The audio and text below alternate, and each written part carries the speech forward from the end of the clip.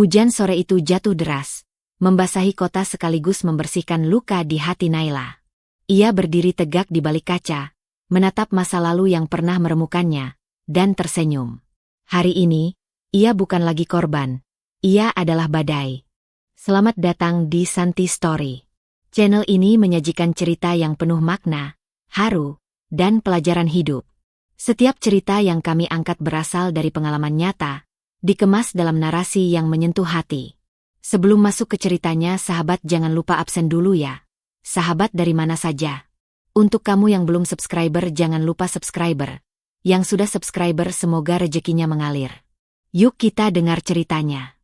Pagi itu, sinar matahari menembus jendela rumah bergaya minimalis yang berdiri di sudut perumahan elit. Dari luar, semua terlihat sempurna. Rumah dengan cat putih bersih, taman depan terawat rapi, dan mobil mewah terparkir di garasi. Orang-orang yang lewat sering berbisik kagum, menganggap rumah itu sebagai simbol keluarga bahagia. Naila berdiri di dapur, menyiapkan sarapan. Wajahnya lembut, namun sorot matanya tampak lelah. Tangannya cekatan memotong buah, tapi pikirannya melayang. Dia sudah terbiasa memulai pagi sendirian, meski statusnya adalah istri. Raka, suaminya, jarang ada di rumah saat fajar. Seperti pagi ini, kursi di seberang meja makan kosong. Piring sudah tertata, kopi hangat mengepulkan aroma, tetapi Raka belum pulang sejak semalam. Alasan yang selalu ia pakai, lembur. Naila menelan rasa kecewa yang sudah terlalu sering datang. Dulu, Raka adalah pria yang manis. Ia rajin menjemput Naila sepulang kerja, membawakan bunga kecil atau sekadar es krim kesukaan. Namun, semua itu tinggal kenangan. Sekarang, setiap kali pulang, wajah Raka sering masam, ucapannya dingin, dan nada suaranya penuh perintah. Kadang ada bau parfum asing yang tidak pernah Naila pakai, samar-samar menempel di bajunya. Siang itu, Raka akhirnya pulang. Bajunya kusut, rambutnya sedikit berantakan, dan matanya sayu. Naila menyapanya pelan. "Mas, sudah makan?" "Udah di luar," jawab Raka singkat sambil melempar kunci mobil ke meja. Tak ada tatapan, tak ada senyum. Naila memilih diam, seperti biasanya. Bukan karena tidak ingin melawan, tapi ia tahu, setiap kata yang salah bisa memicu pertengkaran. Apalagi belakangan ini, Raka mulai sering melontarkan kalimat yang membuat hatinya tersayat. "Mas itu kan laki-laki. Wajar kalau mau cari teman lain. Kamu jangan egois." Kata-kata itu terngiang di kepala Naila. Ia tahu maksud Raka. Permintaan untuk menikah lagi, poligami. Awalnya hanya gurauan, tapi semakin lama nada bicaranya serius. Raka bahkan pernah membicarakannya di depan ibunya, seolah Naila hanyalah pelengkap, bukan pendamping hidup. Malam-malam Naila sering dihabiskan sendirian di kamar. Raka pulang larut, terkadang mabuk, terkadang hanya masuk lalu tidur tanpa bicara. Di balik selimut, Naila menatap langit-langit kamar, bertanya dalam hati, "Sampai kapan aku harus diam?" Dari luar, tetangga tetap memuji keluarga mereka. Setiap kali arisan, mereka bilang Naila beruntung punya suami sukses dan tampan. Naila hanya tersenyum, membiarkan orang lain melihat kebahagiaan palsu itu. Karena ia tahu, membuka aib rumah tangga akan membuat keluarganya, terutama orang tuanya, malu. Namun, di sudut hatinya yang paling dalam, Naila mulai merasakan sesuatu yang berbeda. Sebuah getaran kecil, bukan lagi sekadar kesedihan, tapi bibit perlawanan yang perlahan tumbuh. Ia tahu, suatu hari nanti akan ada batas yang tak bisa lagi ia toleransi. Dan saat hari itu tiba, Raka akan melihat sisi Naila yang tak pernah ia bayangkan. Kursi di seberang meja makan itu masih kosong. Dan Naila mulai sadar. Kosongnya kursi itu hanyalah pertanda dari kosongnya hati yang ia terima selama ini. Siang itu, meja makan keluarga besar dipenuhi hidangan. Ada ayam goreng, sayur lodeh, dan sambal terasi yang terkenal pedas buatan ibu mertua Naila. Semua anggota keluarga Raka berkumpul. Suasananya ramai dengan suara tawa dan obrolan. Naila duduk di ujung meja, menata piring dan sendok untuk semua orang. Raka duduk di kursi utama, persis di samping ayahnya, sementara ibu mertuanya duduk di seberang. Dari luar, suasana itu terlihat hangat. Namun, bagi Naila, Setiap detik terasa seperti ujian kesabaran. Percakapan yang awalnya ringan berubah arah ketika Raka meletakkan sendoknya dan berkata santai. Menurut Mas, nggak ada salahnya laki-laki punya 2 istri. Nabi aja poligami, kan? Beberapa anggota keluarga tertawa kecil, menganggapnya candaan. Tetapi Naila tahu, nada suara Raka tidak sedang bercanda. Pandangannya mengarah ke Naila, seolah ingin mengukur reaksi. Naila tersenyum tipis, menahan debar di dadanya. Kalau yang satu aja belum bisa dijaga, apa nggak takut yang 2 malah nggak adil? Mas, ucapnya pelan. Raka tertawa hambar, lalu memotong. Adil itu soal pembagian waktu dan nafkah, Nay. Mas mampu kok. Lagi pula, perempuan itu fitrahnya mengabdi. Jangan egois. Ibu mertua yang sejak tadi hanya mendengarkan tiba-tiba menimpali. Naila, kamu masih muda. Cantik. Iya. Tapi cantik itu nggak akan selamanya. Nanti kalau Mas Raka mau nikah lagi, itu kan buat kebaikan semua. Jangan menolak takdir perempuan. Kalimat itu menusuk hati Naila seperti jarum dingin. Tangannya yang sedang menuang air putih sedikit bergetar. Ia mengangkat gelas dan meneguknya perlahan, menahan gejolak di dada. Di dalam hati, Naila ingin menjawab panjang, ingin mengatakan bahwa pernikahan bukan hanya tentang memenuhi syahwat. Tapi ia tahu, suara perempuan di meja ini sering dianggap pembangkangan. Suasana meja makan mendadak hening sejenak, lalu ipar perempuan Raka tertawa sinis. Udahlah, Nay, nggak semua perempuan beruntung kayak kamu. Mungkin nanti kalau Mas Raka punya istri 2, kamu malah dapat saudara baru yang bisa bantu-bantu di rumah. Ucapan itu membuat semua orang tertawa. Bagi mereka, itu gurauan. Bagi Naila, itu penghinaan.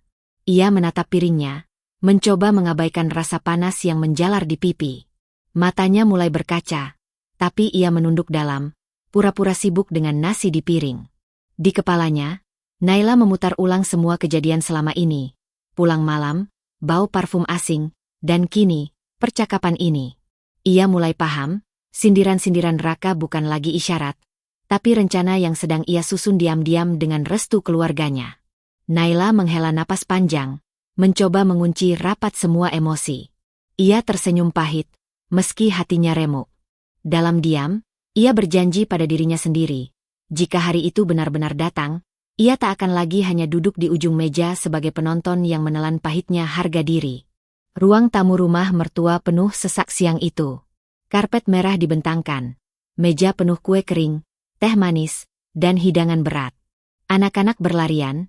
Suara televisi terdengar samar di sudut ruangan, sementara orang-orang dewasa asyik berbincang. Naila duduk di samping Raka, mencoba tersenyum meski lelah. Ini adalah acara kumpul keluarga besar yang rutin diadakan setahun sekali. Semua anggota keluarga Raka hadir, paman, bibi, sepupu, dan ipar-ipar. Ia tahu, pertemuan seperti ini biasanya penuh basa-basi dan tawa. Tapi entah mengapa, sejak pagi, ada perasaan tak nyaman yang mengganjal di dadanya.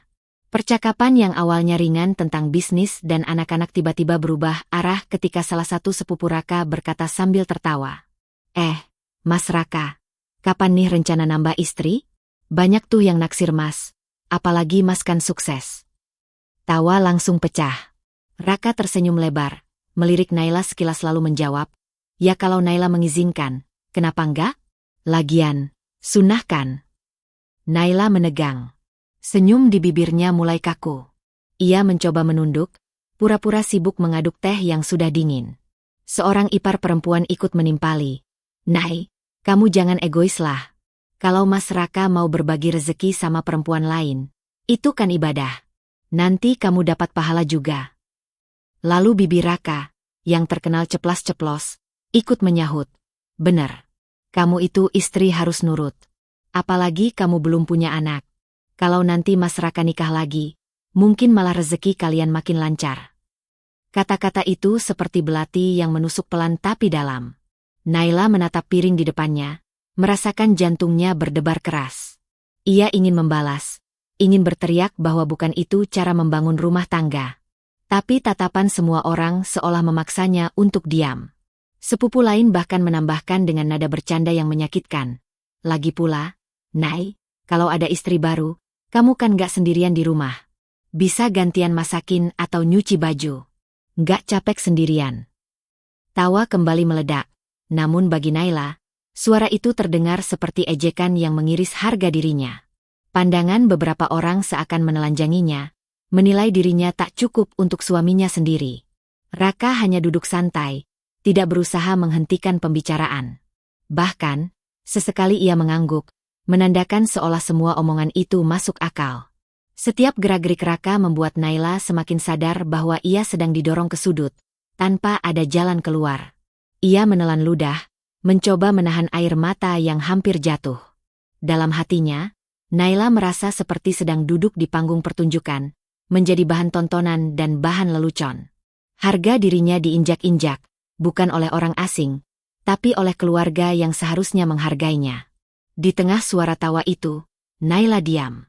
Ia tahu, jika ia bicara sekarang, yang akan ia dapat hanyalah cap istri durhaka. Jadi ia memilih menahan semua amarahnya, menyimpannya rapat-rapat, sambil mengukir janji dalam hati. Suatu hari, semua orang yang menertawakan dan meremehkannya ini akan melihatnya berdiri di tempat yang jauh lebih tinggi dari yang mereka bayangkan. Suasana siang itu terasa berat sejak awal. Semua orang masih duduk melingkar di ruang tamu rumah mertua. Obrolan bercampur antara suara tawa dan denting sendok di gelas.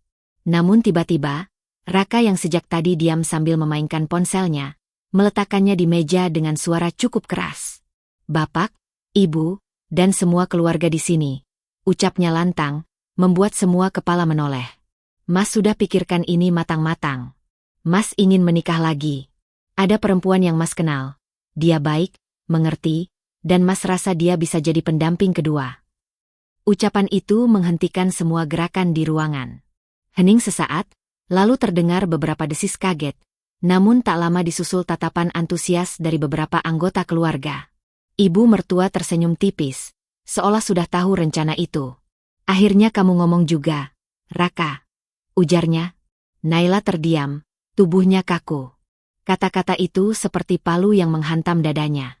Ia memandangi Raka dengan tatapan yang tak bisa ia sembunyikan, antara terkejut, marah, dan terluka. "Mas, kamu serius ngomong ini di depan semua orang?" Suaranya bergetar, tapi tetap jelas. "Serius. Makanya Mas minta kamu izinkan. Jangan buat ini sulit. Poligami itu sah, Nay. Jangan ikut-ikutan istri-istri di luar sana yang gak paham agama," jawab Raka enteng, seolah yang ia ucapkan hanyalah permintaan sederhana. Beberapa sepupu dan ipar mulai berbisik-bisik, bahkan ada yang tersenyum, menunggu drama itu meledak. Naila menarik napas panjang, mencoba mengumpulkan kekuatan. "Mas, aku menikah sama kamu dengan janji untuk setia. Aku nggak sanggup berbagi hati dan tubuhmu dengan perempuan lain. Bukan karena aku nggak paham agama, tapi karena aku manusia. Aku punya perasaan, Mas, dan aku berhak mempertahankan harga diriku." Ruangan kembali hening, namun kali ini tegang. Tatapan-tatapan mulai bergeser. Ada yang menilai Naila berani, ada pula yang melihatnya sebagai pembangkang. Raka menatapnya dengan wajah mengeras. "Berarti kamu nggak mau nurut sama suami? Nggak mau patuh? Kamu tahu kan, dalam agama..." Naila memotong, nada suaranya tegas namun matanya berkaca-kaca. "Aku tahu, Mas. Tapi agama juga mengajarkan kasih sayang dan keadilan. Kalau satu istri saja belum bisa kamu bahagiakan, untuk apa mencari yang lain? Aku bukan boneka, Mas. Aku perempuan yang punya hati." Beberapa anggota keluarga mulai gelisah. Ipar perempuan Raka berbisik, "Kamu jangan memalukan keluarga di depan orang banyak, Nay." Tapi Naila tak bergeming. Di dalam hatinya, ia sadar semua ini bukan sekadar soal izin atau tidak izin. Ini tentang harga dirinya yang diinjak di hadapan orang-orang yang harusnya melindungi. Wajah Raka semakin merah. "Kamu pikir kamu siapa, Nay? Kalau aku mau, aku bisa nikah lagi tanpa izin kamu. Tapi aku masih minta baik-baik." Naila tersenyum pahit, tatapan matanya menusuk. "Kalau itu yang Mas mau, silakan. Tapi ingat, setiap perbuatan ada balasannya. Dan Mas, belum tahu siapa sebenarnya perempuan yang sudah Mas remehkan selama ini." Ruangan mendadak terasa sesak. Semua orang menahan napas, tak menyangka Naila membalas setajam itu. Raka hanya menatapnya, rahangnya mengeras, seakan tantangan itu sudah menggores egonya. Yang mereka semua belum tahu, kata-kata Naila barusan bukan ancaman kosong. Itu adalah awal dari badai yang akan membalikkan segalanya. Wajah Raka memerah, nadanya meninggi. Tatapan matanya tajam, rahangnya mengeras seperti batu. Kamu itu istri atau musuh? Gak ada hormat sama suami. Di depan keluarga pula, katanya dengan nada penuh amarah. Naila hanya duduk, tubuhnya sedikit gemetar. Matanya menatap Raka, mencoba menunjukkan bahwa ia tidak takut. Namun di dalam dadanya, jantungnya berdetak begitu cepat. Semua orang di ruangan itu memandang ke arah mereka. Sebagian pura-pura sibuk dengan piring, sebagian lagi terang-terangan menikmati pertengkaran itu. Raka tiba-tiba meraih sendok dari mangkuk sambal terasi yang masih hangat di meja. Gerakannya cepat, nyaris tak sempat dipahami siapapun. Tanpa peringatan, ia menggenggam sendok penuh sambal dan melemparkannya tepat ke wajah Naila. Cairan merah itu menyambar pipi dan dagunya. Panasnya membakar kulit. Mata Naila terpejam seketika karena pedih. Sambal masuk ke sudut matanya, membuatnya perih luar biasa. Nafasnya tercekat, dadanya sesak. Beberapa detik hening, lalu terdengar tawa dari sudut ruangan. Astaga, beneran disiram, Mas. Suara salah satu sepupu Raka, disusul tawa yang pecah, seperti menertawakan sebuah lelucon murahan. Ibu mertua hanya menghela napas, bukannya menenangkan, malah berkata datar, "Itu biar kapok, Nay. Biar kamu tahu rasa kalau melawan suami." Kata-kata itu menusuk lebih dalam dari panas sambal di wajahnya. Air mata Naila jatuh tanpa bisa dibendung, bercampur dengan sambal yang mengalir di pipinya. Setiap tetesnya membawa rasa perih, bukan hanya di kulit, tapi di hati yang selama ini sudah terlalu sering ia abaikan demi mempertahankan rumah tangga. Naila bangkit berdiri. Kursi yang ia duduki terhempas ke belakang, menimbulkan suara keras. Tak ada sepatah kata pun yang ia ucapkan. Pandangannya kabur oleh air mata dan rasa pedih di mata, tapi langkahnya tegas. Ia berjalan melewati semua orang yang masih duduk, sebagian terkejut, sebagian tetap menahan tawa. Tak seorang pun yang mencoba menghentikannya. Seakan kepergiannya hanyalah drama kecil yang tak penting. Begitu keluar dari pintu rumah, udara sore yang dingin langsung menyapu wajahnya, sedikit meredakan panas sambal di kulit. Namun di dalam dadanya, rasa terbakar itu justru semakin menyala. Setiap langkah yang ia ambil menjauh dari rumah itu adalah langkah menuju sesuatu yang berbeda, bukan lagi sekadar istri yang diam dan menerima. Di kejauhan, suara tawa dari dalam rumah masih terdengar samar. Dan di saat yang sama, Naila tahu, tawa itu akan segera ia gantikan dengan hening yang memalukan, untuk mereka semua. Langkah Naila terus membawanya menjauh dari rumah mertua, tanpa sekalipun menoleh ke belakang. Matanya masih perih, wajahnya terasa panas, tapi rasa terbakar itu kini bercampur dengan sesuatu yang lebih kuat dari sekadar luka, kemarahan yang dingin. Ia memanggil taksi online, duduk di kursi belakang tanpa mengucap banyak kata. Supir sempat melirik lewat kaca spion, mungkin bertanya-tanya kenapa perempuan di kursinya menangis dengan wajah memerah dan berair mata. Tapi Naila tak peduli. Ia hanya ingin segera sampai ke tempat di mana ia bisa bernapas tanpa tatapan menghakimi. Bukan rumah yang ia tuju, melainkan sebuah apartemen di pusat kota. Unit di lantai 20 itu jarang ia kunjungi, tapi selalu ia jaga. Kunci pintu diputar, dan begitu pintu terbuka, aroma ruangan yang bersih dan tenang langsung menyambutnya, berbeda jauh dari panas dan riuh rumah mertua. Ia melepas kerudung, meletakkannya di kursi, lalu berjalan menuju kamar mandi. Air dingin mengalir, membasuh sambal yang menempel di wajahnya. Rasa pedih sedikit berkurang, namun bayangan wajah Raka saat melempar sambal itu terus muncul di kepalanya. Setiap kali ia mengingat tawa keluarga yang menyaksikan, genggaman tangannya semakin mengeras. Di ruang tamu, sebuah meja kaca rapi dengan laptop dan beberapa map hitam tersusun di atasnya. Naila duduk, membuka salah satu map, menatap dokumen yang berisi lembaran saham, kontrak investasi, dan tanda tangan direksi. Nama yang tertulis di sana jelas, PT Graha Cipta Pratama, perusahaan besar tempat Raka bekerja sebagai manajer proyek. Dan di pojok kanan dokumen, tertera nama lengkapnya sendiri, Naila Rahmani sebagai pemegang saham mayoritas. Ya, itulah rahasia yang selama ini tak pernah ia ungkapkan pada siapapun, bahkan pada Raka. Sejak sebelum menikah, ia sudah menjadi investor terbesar di perusahaan itu, berkat usaha kuliner keluarganya yang berkembang pesat dan ia kelola secara diam-diam. Raka mengira semua kekayaan itu berasal dari gajinya dan sedikit warisan kecil. Padahal sebagian besar berasal dari kerja keras dan investasi Naila sendiri. Naila menyalakan laptop. Jari-jarinya bergerak cepat, mengirim pesan pada salah satu direksi senior, pria parubaya yang selama ini menghormatinya. Pesan singkat namun jelas. Kita perlu bicara. Tunda semua proyek yang ditangani Raka. Saya ingin laporan detailnya besok. Beberapa menit kemudian, balasan datang. Baik, Bu Naila. Perintah Anda segera kami jalankan. Ia menutup laptop perlahan. Dalam keheningan itu, Naila bersandar di kursi, memandang lampu kota yang berkelip di luar jendela. Dari kejauhan, suara klakson dan hiruk-pikuk lalu lintas terdengar. Tapi di ruangan ini hanya ada ketenangan. Namun ketenangan itu bukan pertanda damai. Ini adalah keheningan sebelum badai. Naila sudah memutuskan. Ia tidak akan membalas dengan teriakan atau air mata. Ia akan membalas dengan sesuatu yang jauh lebih mematikan bagi harga diri Raka. Kehilangan segalanya. Dan saat waktunya tiba, Raka akan menyadari bahwa perempuan yang ia siram sambal di depan keluarganya adalah orang yang memegang kendali atas hidupnya sendiri, bahkan lebih dari yang pernah ia bayangkan. Pagi itu, Raka duduk di meja kerjanya dengan wajah penuh kebingungan. Teleponnya berdering tanpa henti, email masuk bertubi-tubi, dan setiap pesan membawa kabar buruk. Semua proyek yang ia pimpin, yang selama ini menjadi kebanggaan dan sumber utama bonus besarnya, tiba-tiba dibekukan. Tidak ada penjelasan resmi, hanya instruksi singkat dari direksi pusat.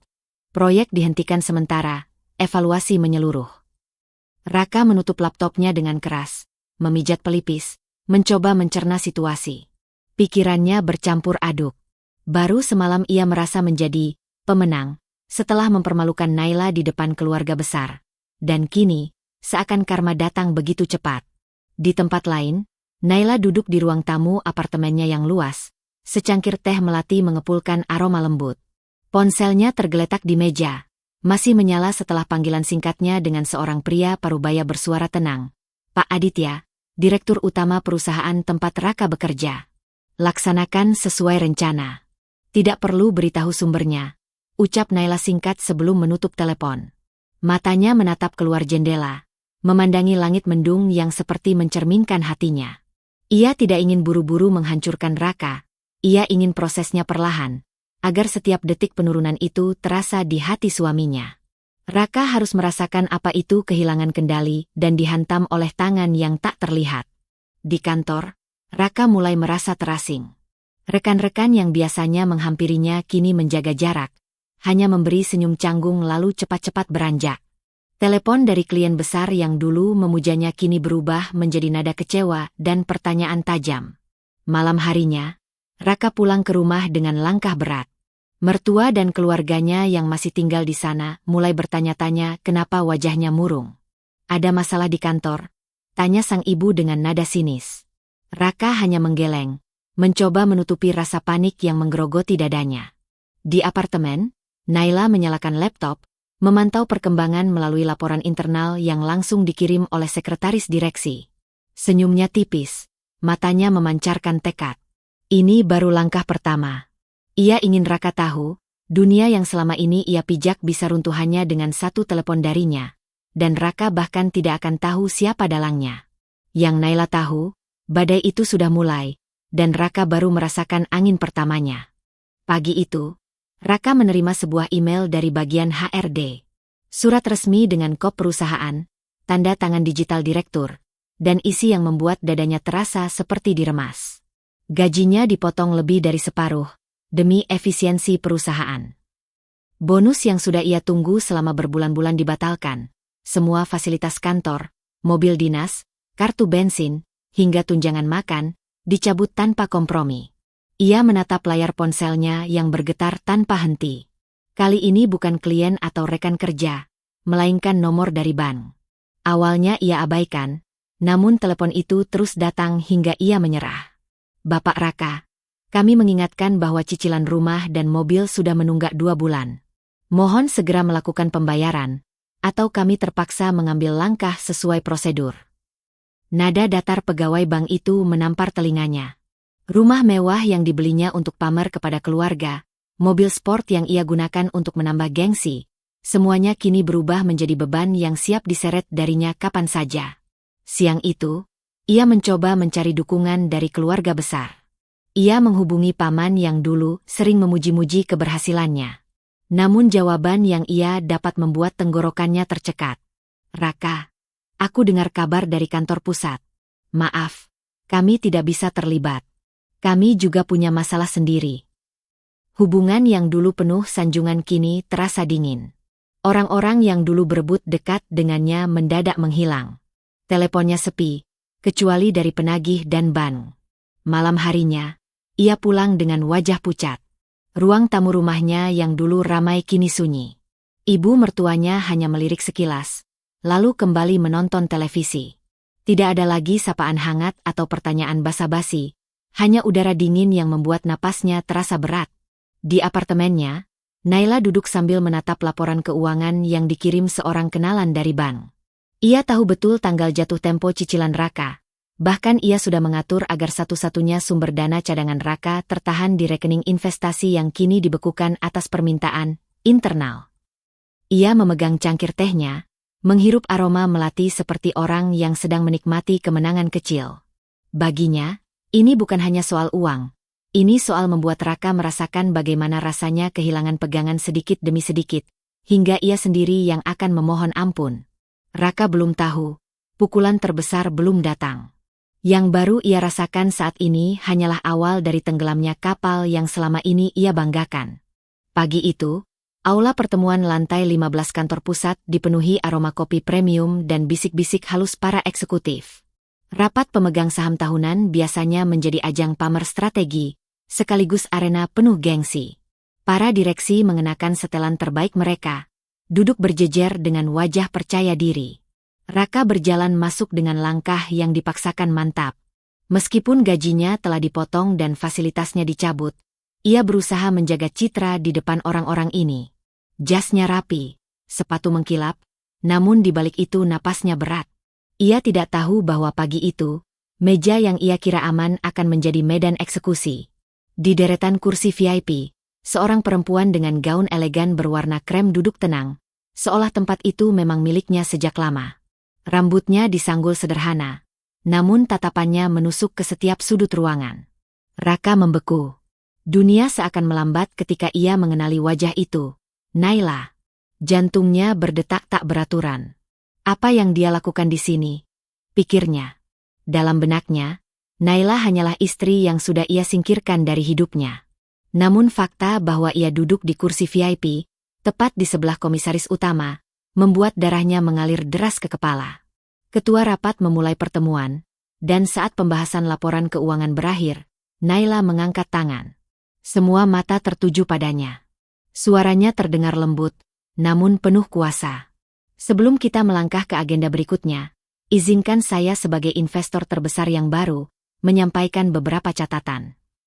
Kalimat itu membuat ruangan hening. Raka nyaris tak percaya telinganya. Investor terbesar?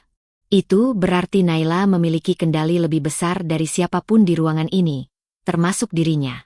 Naila berdiri, lalu membuka map hitam yang dibawanya.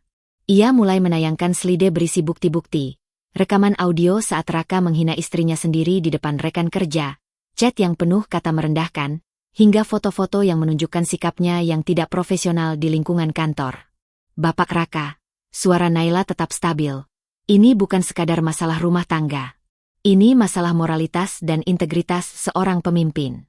Bagaimana kita bisa mempercayakan kepemimpinan kepada seseorang yang tidak bisa menghargai orang terdekatnya sendiri? Beberapa direksi saling berbisik, sebagian mulai menunduk, malu atau enggan menatap Raka. Sementara itu, wajah Raka memanas. Ia mencoba membela diri, namun Naila memotongnya dengan tenang. Silakan bantah, kalau data ini salah. Semua ini diverifikasi oleh pihak ketiga, termasuk tim audit independen yang disewa oleh perusahaan ini sendiri. Pukulan terakhir datang ketika Naila mengumumkan di depan forum bahwa ia mengajukan mosi untuk mencopot Raka dari jabatan strategisnya. Sorakan kecil terdengar dari beberapa sudut. Mereka yang selama ini tertekan oleh arogansinya, kini melihat kesempatan balas dendam. Raka duduk terpaku, merasa seperti tubuhnya dilucuti di depan umum. Tidak hanya jabatannya yang terancam, tapi wibawanya di mata semua orang hancur berantakan. Sementara itu, Naila kembali duduk, menyeruput air putihnya seolah yang baru saja ia lakukan hanyalah membacakan laporan biasa. Ia tahu, ini baru permulaan. Raka akan keluar dari ruangan itu bukan hanya sebagai pria yang kalah, tapi sebagai sosok yang sudah kehilangan kendali atas hidupnya. Raka berdiri terpaku di depan pintu keluar ruang rapat, napasnya tersengal, kemeja mahalnya kini basah oleh keringat dingin. Tatapan direksi yang baru saja meninggalkan ruangan masih terasa menusuk. Semua wajah yang dulu memujanya sebagai bintang perusahaan kini memandangnya penuh cibiran. Begitu pintu tertutup, ia mendekat ke arah Naila yang masih duduk tenang di kursi VIP. Langkahnya goyah, seolah seluruh kekuatan di kakinya hilang. "Nai!" Suaranya serak, nyaris tak terdengar. Ia tahu di hadapan semua orang, harga dirinya sudah hancur.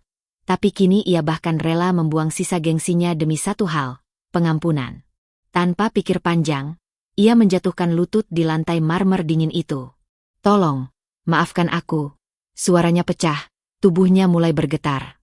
Namun Naila tak mengalihkan pandangan dari dokumen yang ada di tangannya. Ia menandatangani selembar kertas dengan pena emas, lalu meletakkannya di atas meja, seolah-olah tak ada pria yang sedang bersujud di hadapannya. Aku salah. Aku hilaf. Aku kehilangan akal waktu itu." Raka terus meracau, air matanya bercucuran. Tangannya meraih ujung gaun Naila, memohon agar ia sekadar menatapnya. "Kau tahu aku marah waktu itu, tapi aku tak pernah benar-benar ingin menyakitimu." Naila akhirnya mengangkat wajah, menatap Raka dengan sorot dingin yang membuat dada pria itu semakin sesak. "Kau ingin tahu yang lebih menyakitkan daripada disiram sambal di depan keluarga besar?" Naila bertanya pelan, nyaris berbisik, tapi suaranya tajam seperti pisau. Rasa dikhianati oleh orang yang seharusnya melindungi. Rasa dihinakan oleh suami sendiri, lalu ditertawakan seperti tontonan murahan. Raka tersedak oleh tangisnya sendiri. Ia ingin menjawab, tapi tenggorokannya terasa terkunci. Napasnya tersengal, kepalanya tertunduk dalam. "Aku rela kehilangan semuanya, asal kau mau kembali," katanya lirih, nyaris patah. Naila berdiri, mengatur gaunnya dengan gerakan anggun. "Kau sudah kehilangan semuanya, Raka. Aku hanya memastikan kau sadar siapa yang membuatmu jatuh." Ia melangkah pergi tanpa menoleh, meninggalkan Raka yang masih berlutut, tersungkur, memeluk dirinya sendiri di tengah ruang rapat yang kini sunyi. Langkah sepatu Naila yang bergema di koridor seakan menjadi irama yang mengiringi runtuhnya seluruh harga diri Raka. Pagi itu, surat pemutusan kontrak kerja resmi mendarat di meja Raka. Stempel perusahaan yang selama ini menjadi kebanggaannya kini justru terasa seperti palu kematian bagi masa depannya. Tangannya bergetar saat membaca isi surat itu. Tidak hanya kontraknya diputus, semua fasilitas dan bonus yang selama ini ia nikmati juga dicabut. Dalam hitungan jam, akses kartunya ke gedung kantor diblokir. Akun perusahaannya ditutup. Bahkan sopir pribadi yang biasa menjemputnya ke rumah mendadak mengembalikan kunci mobil dinas dan berkata singkat, "Maaf, Pak. Perintah atasan." Naila tidak berhenti di situ. Melalui tim hukumnya, ia mengajukan gugatan ganti rugi atas kerugian perusahaan yang melibatkan nama Raka. Semua aset atas nama Raka langsung dibekukan. Rekeningnya diblokir. Beberapa properti yang dulu dibelinya dengan bangga, termasuk rumah megah di kawasan elit, dijadikan jaminan untuk menutup sebagian kerugian. Hari-hari berikutnya berubah menjadi mimpi buruk. Kolektor hutang mulai berdatangan. Notaris mengabarkan bahwa rumahnya akan dilelang dalam 2 minggu. Mobil sport kesayangannya yang dulu selalu ia pamerkan di media sosial ditarik oleh pihak leasing di depan tetangga-tetangganya yang menonton dengan tatapan penuh gosip. Raka dan Livia, selingkuhannya, terpaksa pindah ke rumah kontrakan kecil di pinggiran kota. Dari rumah dengan halaman luas dan kolam renang pribadi, kini mereka tinggal di bangunan sempit dengan cat dinding yang mengelupas dan atap yang bocor saat hujan. Livia yang dulu terbiasa hidup mewah mulai mengeluh setiap hari. Kita nggak bisa terus begini. Rak, aku nggak sanggup tidur di tempat begini, ucapnya sambil membuang muka. Raka hanya duduk terdiam di kursi plastik reot, menatap keluar jendela yang kacanya retak. Wajahnya pucat, matanya sembab. Di kepalanya terus terngiang suara Naila pada hari terakhir mereka bertemu. Kau sudah kehilangan semuanya, Raka. Dan ia sadar, kalimat itu kini bukan sekadar ancaman, tapi kenyataan. Yang paling menyakitkan bukan hanya kehilangan harta benda, tapi melihat nama besarnya kini menjadi bahan ejekan. Grup media bisnis yang dulu mengangkat profilnya sebagai pengusaha muda inspiratif, kini memuat berita tentang skandalnya. Foto-fotonya tersebar di internet, lengkap dengan tagar yang mempermalukannya.